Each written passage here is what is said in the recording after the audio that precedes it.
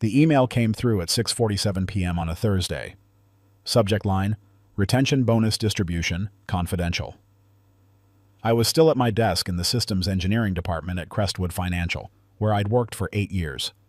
8 years of 70-hour weeks, of fixing critical infrastructure failures at 2 a.m., of training every new hire who walked through the door.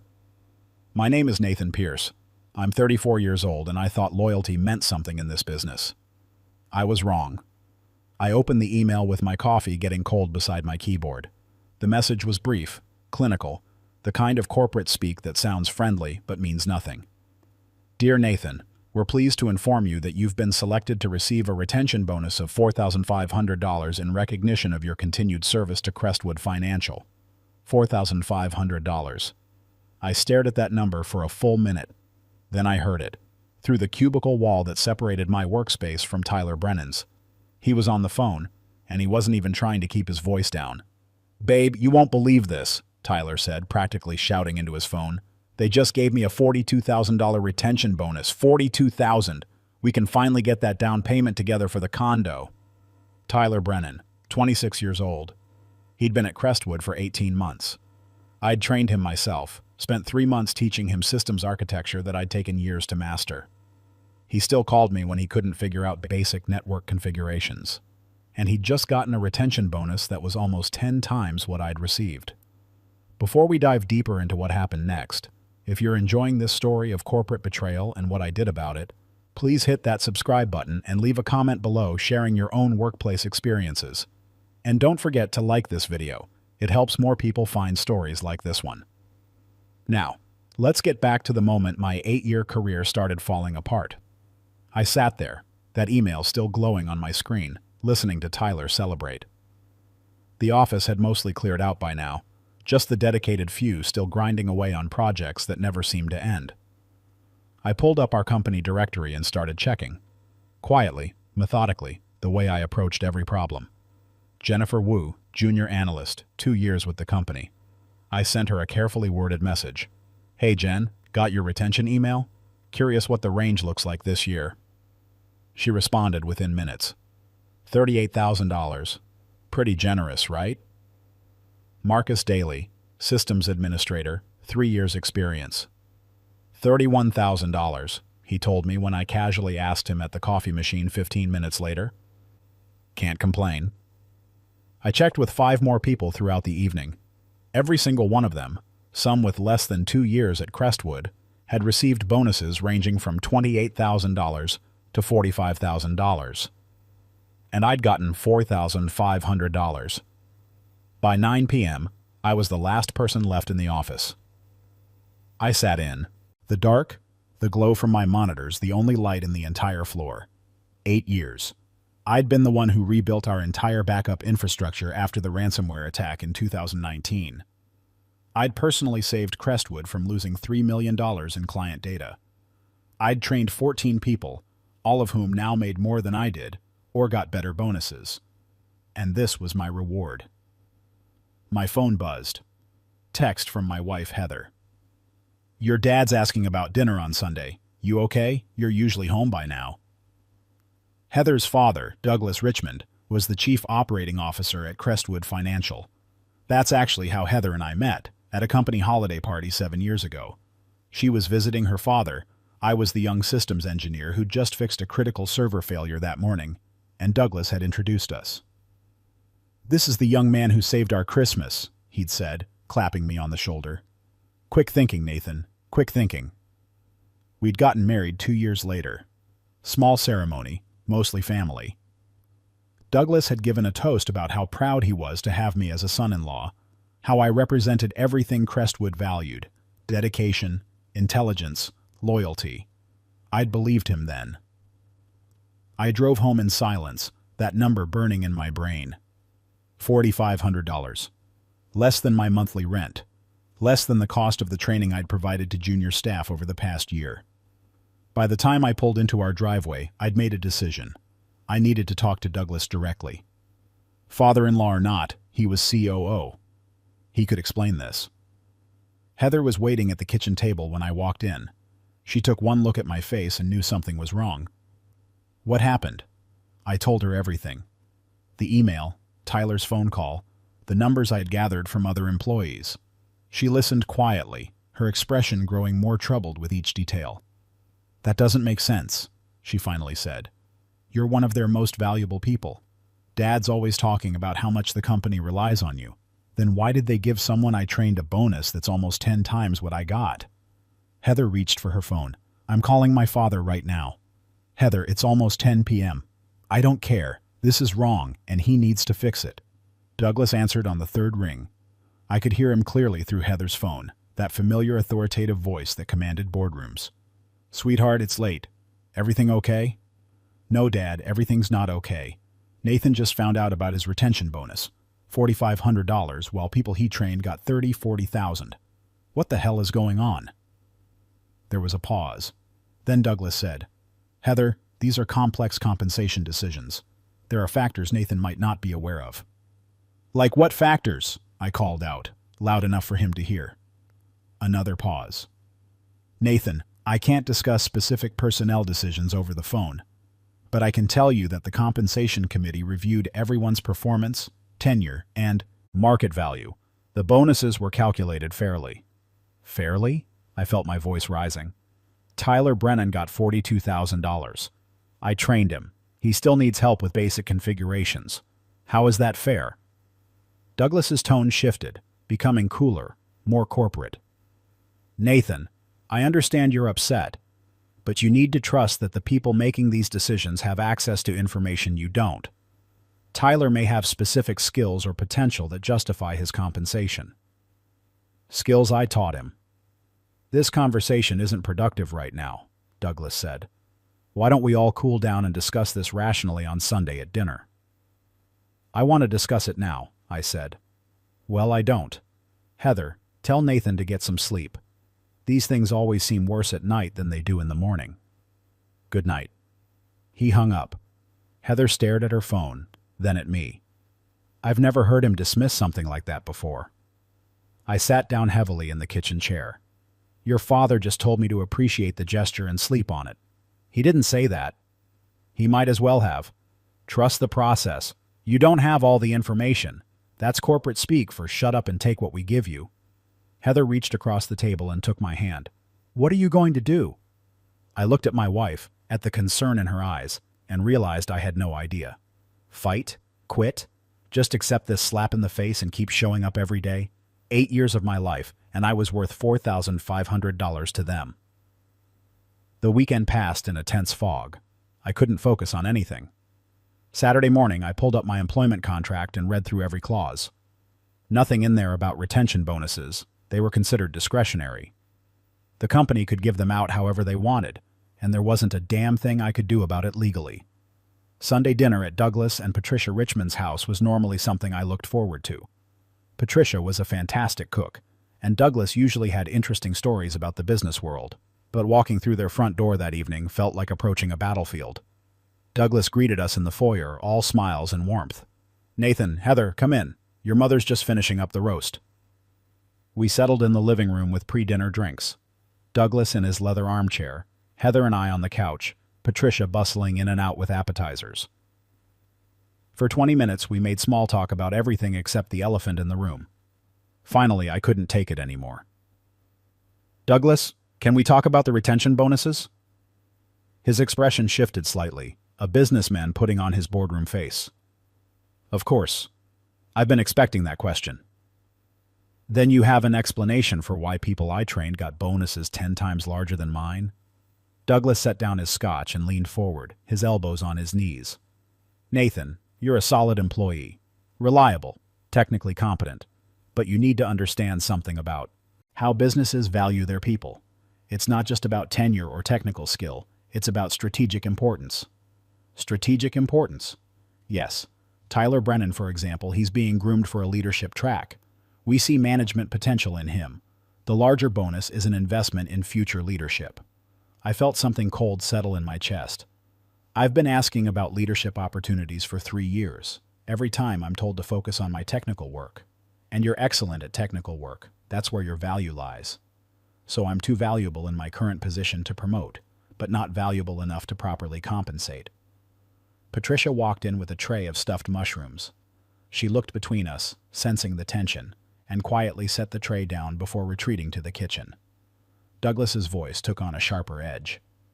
"Nathan, I'm going to be frank with you. You're letting emotion cloud your judgment.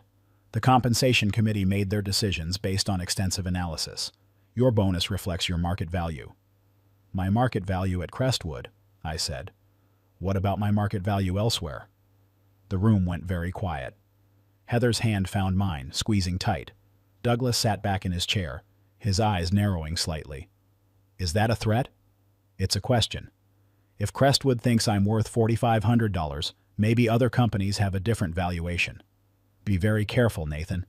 The job market isn't what you think it is, and walking away from a stable position over a bonus, that's short-sighted." "More short-sighted than underpaying someone who keeps your entire infrastructure running?" Douglas's expression hardened. "You know what your problem is, Nathan? You don't understand your own limitations. You're a technician. A good one, yes, but a technician nonetheless. Men like Tyler, they have vision. They can see the big picture. That's why we invest in them." Heather stood up abruptly. "Dad, that's enough." "No, let him finish," I said, standing as well. "I want to hear exactly what my father-in-law thinks of me." Douglas rose from his chair, his height and presence suddenly intimidating in a way I'd never noticed before.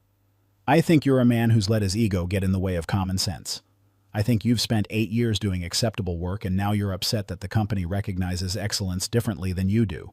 And I think you need to decide whether you want to be part of Crestwood's future or whether you want to throw away everything over a number that offended your pride." "Everything?" I laughed, but there was no humor in it. "Douglas, what exactly have I built here? A career where I'm worth less than the people I train? A future where I'll always be the technician who isn't quite good enough for the real opportunities? You have stability, you have benefits, you have a family connection to senior leadership. Some people would appreciate that." "Appreciate the gesture," I said quietly. "That's what you want, isn't it? For me to thank you for the $4,500 and go back to being the reliable technician who doesn't ask questions." "I want you to be smart," Douglas said. "And right now, you're being anything but." Heather grabbed my arm. "We're leaving."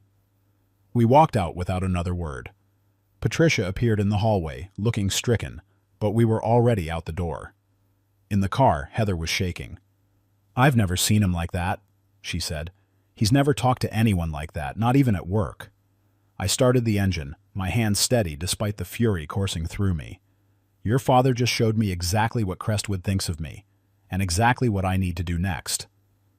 Monday morning, I arrived at work an hour early. The office was empty except for security and the cleaning crew. I made coffee, settled at my desk, and started documenting. Everything. Every system I'd built, every process I'd optimized, every piece of critical infrastructure I maintained.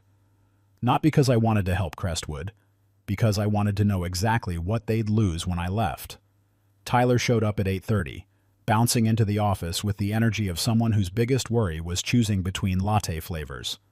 "Hey Nathan, got a minute? I'm having trouble with that new firewall configuration."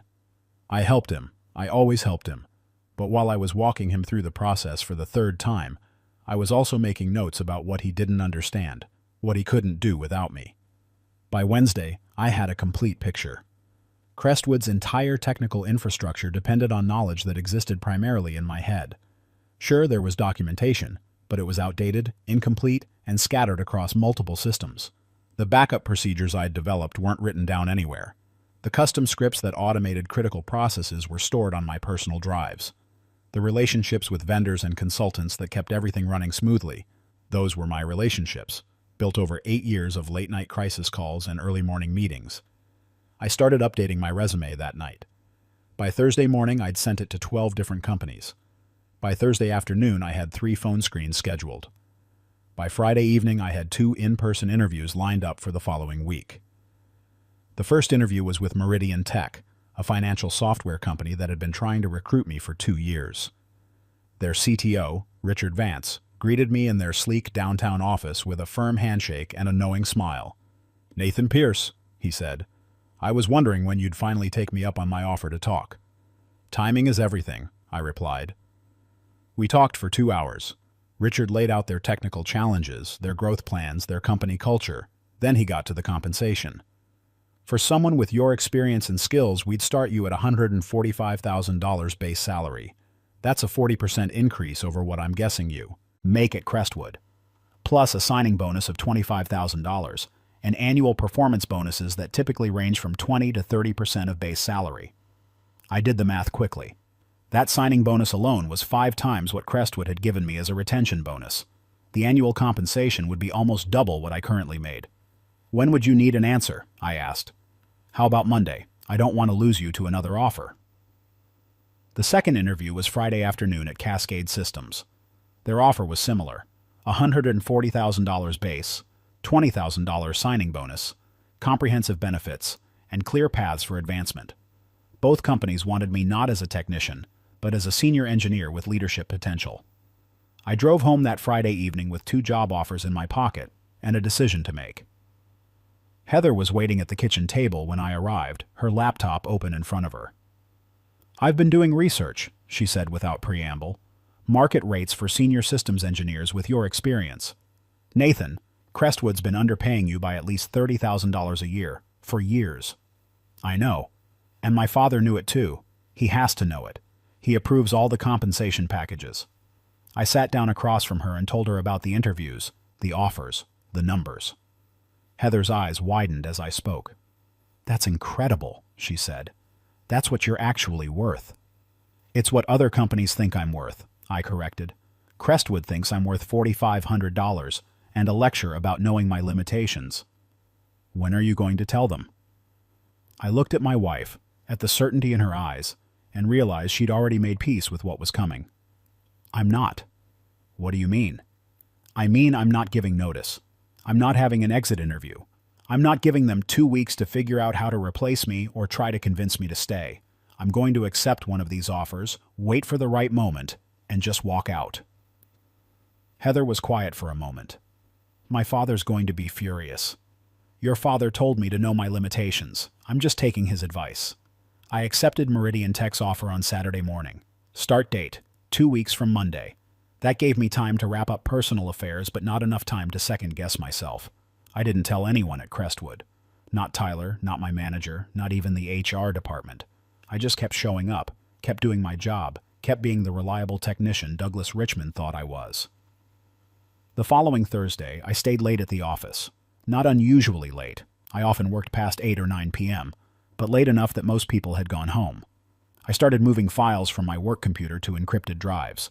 Not company data, nothing confidential, just my personal scripts, my documentation, my notes. Everything I'd created over 8 years that wasn't technically Crestwood property, but that the company had come to depend on. Around 10 p.m., I was finishing up when my phone rang. The caller ID showed. Network Operations Center. I answered it immediately. Nathan, thank God, said Kenny Walsh, the night shift supervisor. We've got a major problem. Our primary data center is showing critical alerts. Multiple server failures, storage systems going offline. I think we're under attack. My heart rate spiked. What kind of attack? Looks like ransomware, but sophisticated. It's moving through our systems fast. I've isolated what I can. But Nathan, I'm in over my head here. We need you. I looked at my watch. 10:17 p.m. In my inbox was an email from Meridian Tech confirming my start date for Monday morning. In my bag was every piece of personal property I'd brought to Crestwood over 8 years, already packed and ready to go. I'll be right there, I heard myself say. The drive to the data center took 12 minutes. Kenny was waiting for me in the parking lot, his face pale under the security lights. It's bad, Nathan. Really bad. They're encrypting everything. Client databases, transaction records, backup systems. If we don't stop this in the next hour, we're looking at total data loss. We ran inside. The operations center was chaos. 4 junior technicians were staring at screens filled with error messages, none of them knowing what to do. I dropped my bag and moved to the primary console. The attack was elegant, professional. Someone had found a vulnerability in our perimeter defense and was systematically working through our systems, encrypting data and demanding ransom in Bitcoin. The timer on their ransom note showed 53 minutes remaining before they started permanently deleting files. My phone buzzed. Text from Douglas Richmond. Nathan, I'm told we have a situation. Handle it. I'm trusting you. I stared at that message. 8 years of handling situations. 8 years of being the person they called when everything went wrong. 8 years of trust, right up until it came time to properly value that trust. I looked at Kenny, at the junior technicians, at the screens showing Crestwood's infrastructure collapsing in real time. Then I looked at my watch. 10:43 p.m. Nathan, Kenny said urgently, what do we do? I could save them. I knew exactly how this ransomware worked, knew the vulnerability it exploited, knew how to isolate it and restore from our secure backup system. I'd designed that entire backup architecture. Nobody else in this building knew how it functioned. Call Douglas, I said. Tell him you need executive authorization to engage our backup protocols. Kenny grabbed his phone, but I held up my hand. Wait. First, call Tyler Brennan.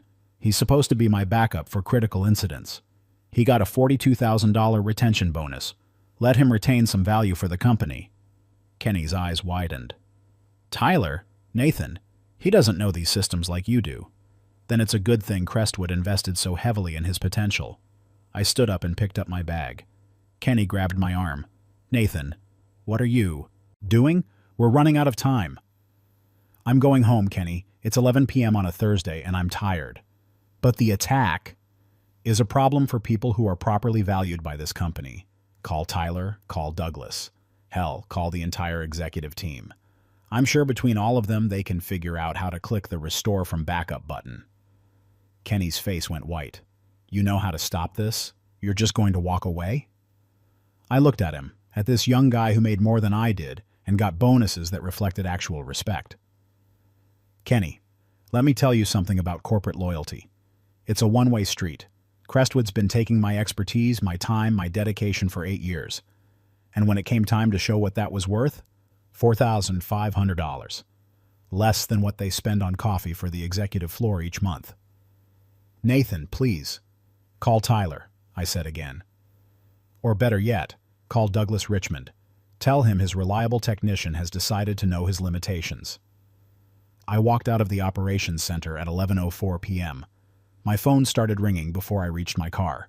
Kenny, then my direct manager, then Douglas himself. I let every call go to voicemail. The drive home took 15 minutes. Heather was still awake, sitting in the living room with her laptop. There's an emergency at work, she said as I walked in. My father just called me. He said there's a major system failure and they can't reach you.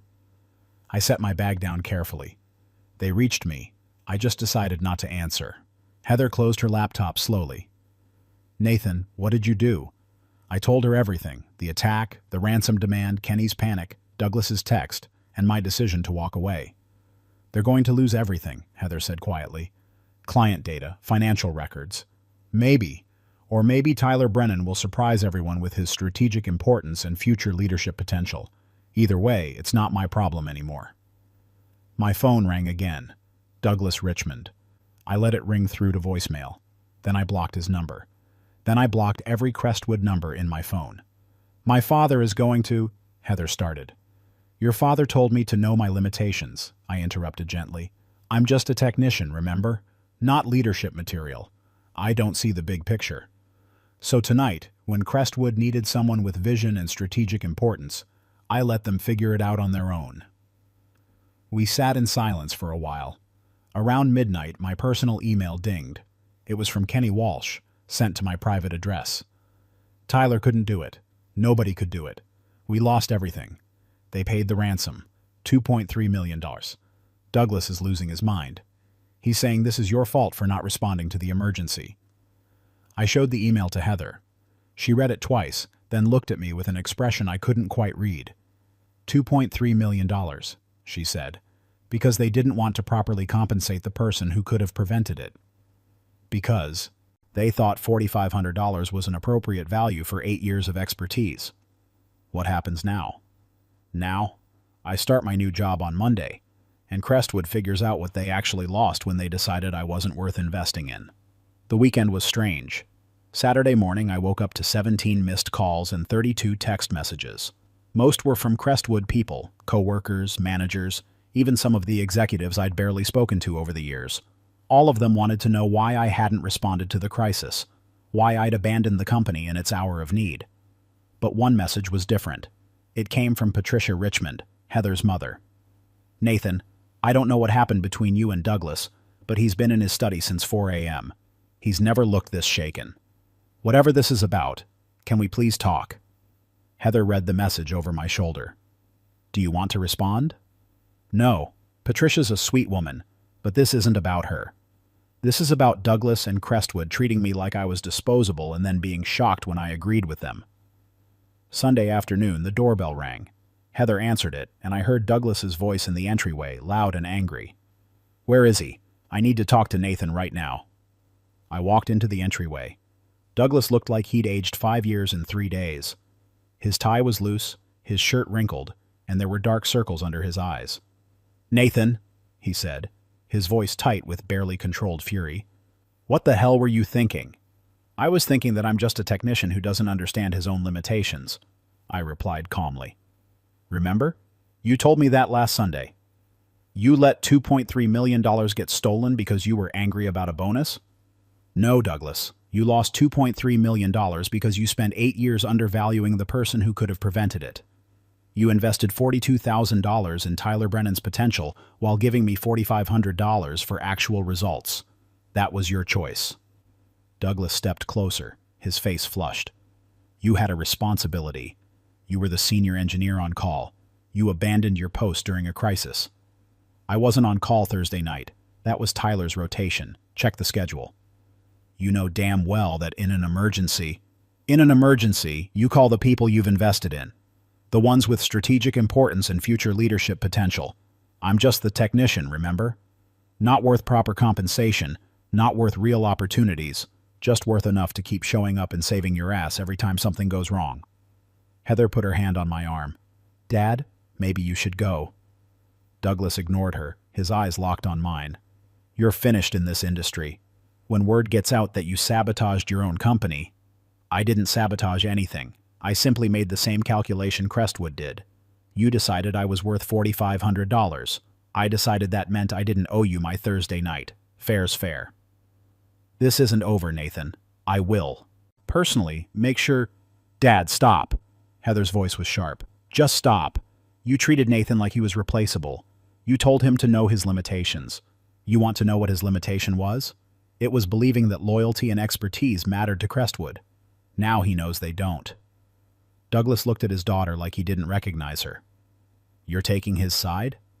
"I'm taking the side of my husband, who spent 8 years being undervalued and underpaid, while you and your compensation committee handed out massive bonuses to everyone except the person who kept your entire infrastructure running." Douglas was silent for a long moment. Then he said quietly, "Nathan, what would it take for you to come back?" "There is no number," I said, "because this isn't about money anymore. It's about respect. And you can't buy that back after you've made it clear you never had it in the first place." Douglas left without another word. Heather closed the door and leaned against it, her eyes closed. "My father just threatened to destroy your career," she said. "Let him try. I've got a job offer from Meridian Tech that pays almost double what Crestwood paid me, with a signing bonus 5 times larger than that retention insult. And I've already started getting calls from recruiters who heard about what happened.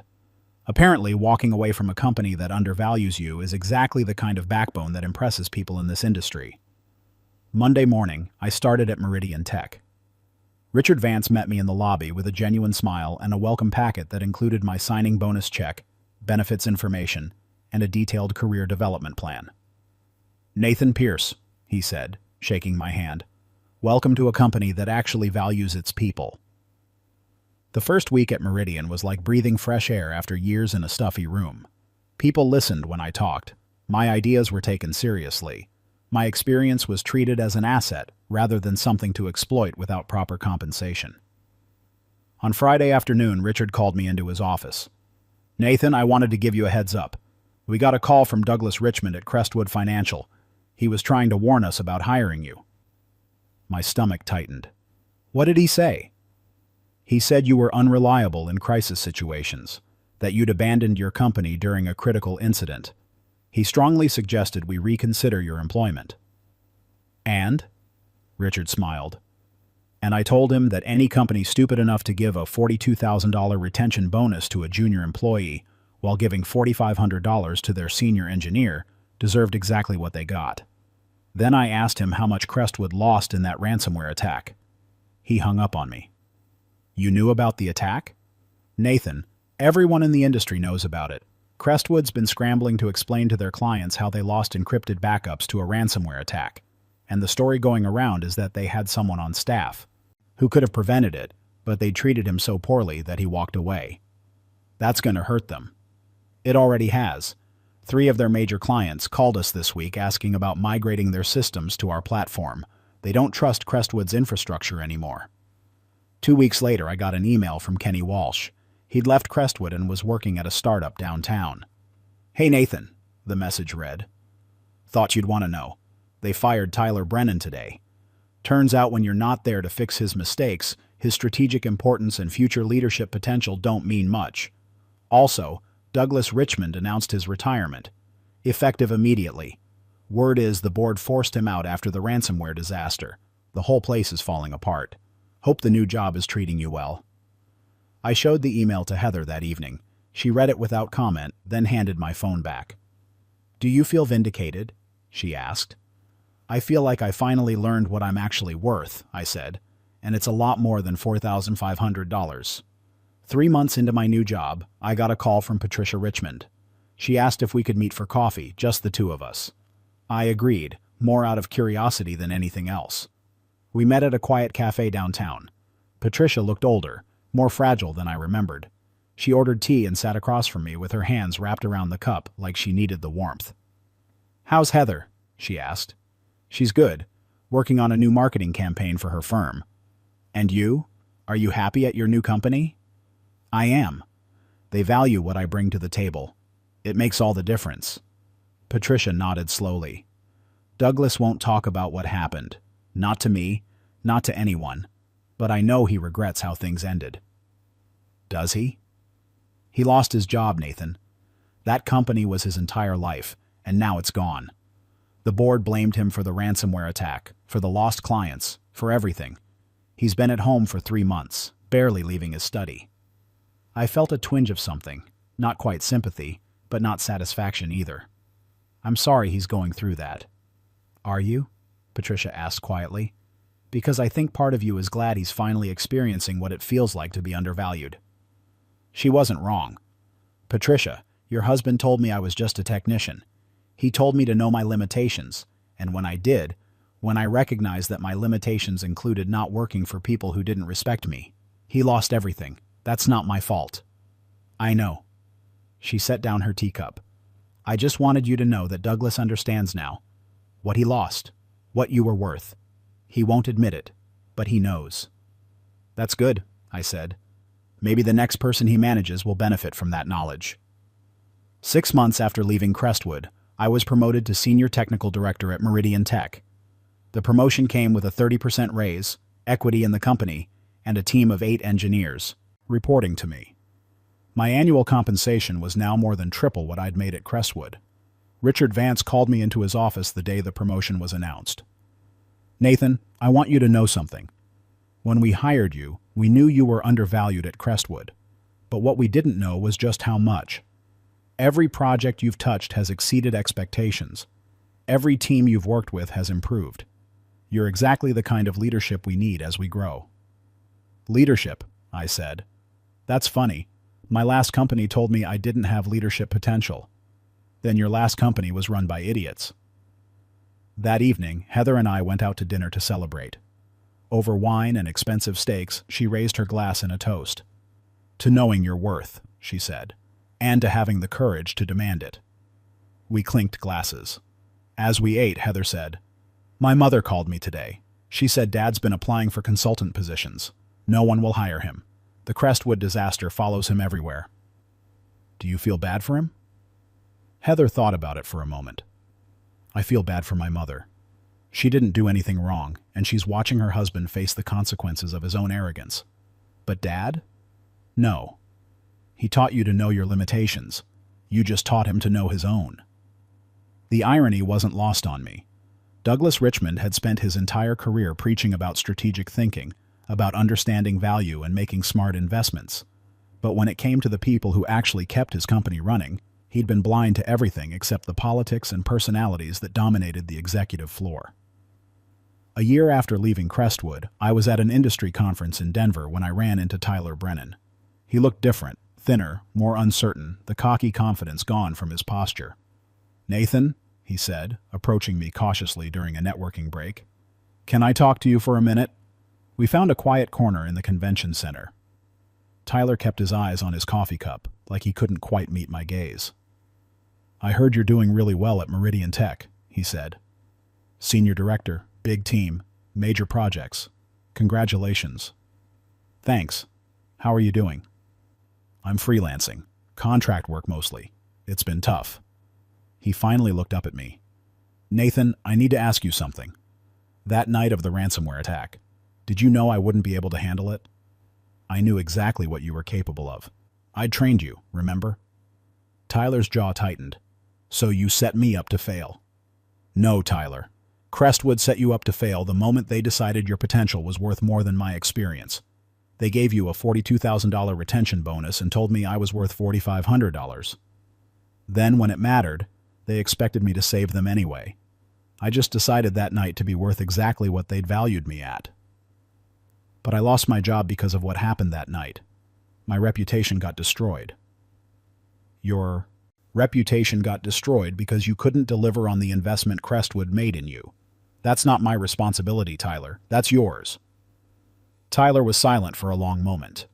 Then he said quietly, "I get it now. What you must have felt when you saw that bonus distribution. I've been on the other side of it since then. Companies interviewing me, finding out I was part of the Crestwood disaster, and deciding I'm not worth the risk. It's like being invisible, like your experience doesn't matter. Welcome to how I felt for 8 years. Except I actually had the experience and skills to back up my value. You had a big retention bonus and a pat on the head from Douglas Richmond." "You could have helped me that night," Tyler said, and there was real pain in his voice. "You could have walked me through it, even if you didn't come in. You had the knowledge." "I did. But Tyler, let me ask you something. If Crestwood had given me the $42,000 and given you the $4,500, would you have walked away? Would you have felt like you deserved better?" Tyler didn't answer, but the look on his face told me everything. He would have walked. He'd have felt undervalued, disrespected, exactly the way I had. The only difference was that I'd had the skills to back up my position, and he hadn't. "I hope things work out for you," I said, meaning it. Tyler wasn't a bad person, just someone who'd been caught up in a system that valued the wrong things. "But you need to understand, what happened to you wasn't my revenge on Crestwood. It was just the natural consequence of their decisions catching up with them." 18 months after leaving Crestwood, Richard Vance called me into his office with news that would change everything again. "Nathan, I wanted you to hear this from me first. We're acquiring a company. Well, not a whole company, just their client portfolio and some of their infrastructure. They're filing for bankruptcy and liquidating assets." "Which company?" I asked, though I already knew. "Crestwood Financial. They've been hemorrhaging clients since that ransomware attack. The board tried to turn things around, but the damage was too deep. We're buying their client base for about 30 cents on the dollar." I sat down slowly. Crestwood Financial, the company that had valued me at $4,500, was being carved up and sold for parts, and I was working for the company buying the best pieces. "We'll need someone to lead the integration," Richard continued. "Someone who knows Crestwood's systems inside and out, who can migrate their clients to our platform smoothly. The board unanimously wants you to head this project." "Me?" "Nathan, you built half of Crestwood's infrastructure. You know where all the bodies are buried, so to speak. Plus, there's a certain poetic justice to having you be the one who helps us absorb what's left of them." The integration project took 6 months. I worked with former Crestwood employees, people who remembered me, who'd watched me leave, who'd seen the company collapse afterward. Some were resentful, blaming me for not preventing the disaster. Others were quietly grateful, treating me with a respect they'd never shown when we'd been coworkers. Kenny Walsh was one of them. He'd left Crestwood before the bankruptcy, but came back as a contractor to help with the knowledge transfer. Over lunch one day, he brought up that night. "You know what I think about sometimes?" Kenny said. "That phone call I made to you. If I'd handled it differently, if I'd said the right thing, would you have come in?" "No." Kenny looked surprised by the directness of my answer. "Really? Nothing I could have said?" "Kenny, I didn't leave Crestwood that night because I was angry about the bonus. I mean, I was angry, but that wasn't why I walked away. I walked away because Douglas Richmond had made it crystal clear that I was just a technician who needed to know my limitations. So I did. I recognized that my limitation was continuing to bail out a company that fundamentally didn't value me. But $2.3 million, Nathan, that's what they lost. That's what their decisions cost them. Every dollar of it. They chose to invest in Tyler Brennan's potential over my proven results. They chose to give me a bonus that said, "You're barely worth retaining." They chose to structure their compensation in a way that communicated exactly how replaceable they thought I was. I just took them at their word. Kenny shook his head slowly. "The crazy thing is, after you left, we found all these systems that nobody else knew how to maintain. Scripts that only ran because you'd set them up a certain way. Vendor relationships that fell apart because you were the only one who really knew those people.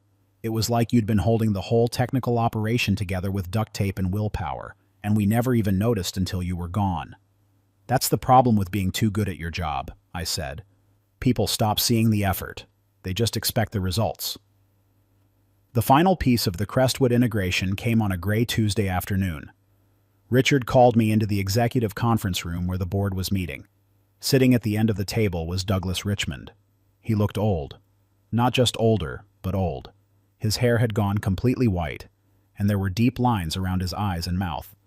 He wore an expensive suit, but it hung on him like he'd lost weight he couldn't afford to lose. "Nathan," Richard said, "Douglas is here as part of the final asset transfer. There are some technical systems that require his authorization to transfer ownership. I thought it might be helpful if you two could discuss the technical details directly." It was a setup, obviously. Richard was giving us a chance to talk, maybe to find some closure. The board members excused themselves, leaving just the three of us in the conference room. Douglas looked at me for a long time before speaking. When he did, his voice was quieter than I'd ever heard it. "You were right," he said simply, "about everything." I didn't respond. There was nothing to say that wouldn't sound like gloating, and I'd stopped needing that kind of satisfaction months ago. "I spent 40 years in business," Douglas continued. "Built Crestwood from a regional firm into a national player, and I lost it all because I couldn't see the value in the people who actually made it work. I was so focused on identifying future leaders, on investing in potential, that I forgot to value the present, to value you." "Douglas," Richard started, but the older man held up his hand. "Let me finish. Nathan, that retention bonus was the worst business decision I ever made. Not because of the dollar amount, though that was insulting enough, but because it told you exactly what I thought of you. And you were smart enough to listen." "What happened that night wasn't about revenge," I said. "I need you to understand that." "I do understand. You simply decided you didn't owe us more than we'd valued you at. In retrospect, that's the most reasonable response you could have had." Douglas pulled out an envelope and slid it across the table. "This is a letter I wrote 6 months ago. I never sent it because I didn't think you'd read it. But it's an apology. A real one. Not for the company, not to try to get anything from you. Just to say that I was wrong, and I'm sorry." I picked up the envelope but didn't open it. "What are you going to do now?" "Consulting, eventually, after this bankruptcy clears. Maybe I'll learn to value the people who actually do the work instead of just the ones who talk a good game in board meetings." He stood up slowly.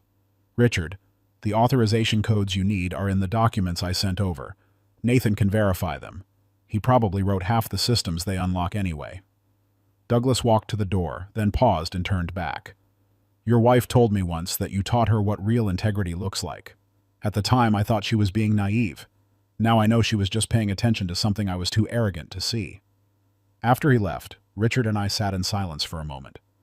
"That looked like it was hard for him," Richard finally said. "It should have been. He lost everything because he couldn't see value when it was sitting right in front of him." "And you? How do you feel?" I thought about it for a long moment. I feel like I finally got paid what I was worth, not just in salary, but in respect, in opportunity, in being seen as something more than just a technician who needs to know his limitations. 2 years after leaving Crestwood, I was leading a team of 35 engineers, driving technical strategy for Meridian Tech's fastest-growing division, and earning more money than I'd ever imagined possible when I was sitting at that desk reading an email about a $4,500 retention bonus. But the real victory wasn't the money or the title or even the satisfaction of watching Crestwood collapse under the weight of its own short-sighted decisions. The real victory was understanding my own worth and having the courage to demand that others recognize it too. Heather and I were having dinner one evening when she brought up something she'd been thinking about. "You know what's interesting?" she said. "My father spent his entire career teaching people about business value, about strategic thinking, about making smart investments, but he never applied any of it to the people who actually made his company run." "It's easy to see value in potential," I said. "It's harder to see it in the steady, reliable people who just show up and do the work." "Do you ever think about what would have happened if you'd stayed? If you'd just accepted the $4,500 and kept going?" "Every day for the first 6 months. Then I stopped thinking about it because I realized the answer didn't matter. I didn't stay. I left. And that decision changed everything." The letter from Douglas sat in my home office, still unopened. I never did read it. Not because I was angry anymore, but because I didn't need his apology or his acknowledgement. I'd already proven my worth to the people who mattered, including myself. That $4,500 retention bonus was the best thing that ever happened to me. Not because of what it was, but because of what it revealed. It showed me exactly how much Crestwood valued me, and it gave me the clarity I needed to walk away from a company that would never appreciate what I brought to the table. Sometimes the greatest betrayal is also the greatest gift. It just takes time to understand which one you're receiving. If this story resonated with you, if you've ever felt undervalued at work, or wondered whether you should stand up for your worth, please share this video with someone who needs to hear it. Leave a comment below about your own experiences with corporate loyalty and what you learned from them. And don't forget to subscribe for more stories about ordinary people who discovered their extraordinary value the hard way. Because sometimes knowing your limitations means recognizing that you're worth more than someone else decided you were. And sometimes walking away at 3 a.m. is the smartest business decision you'll ever make.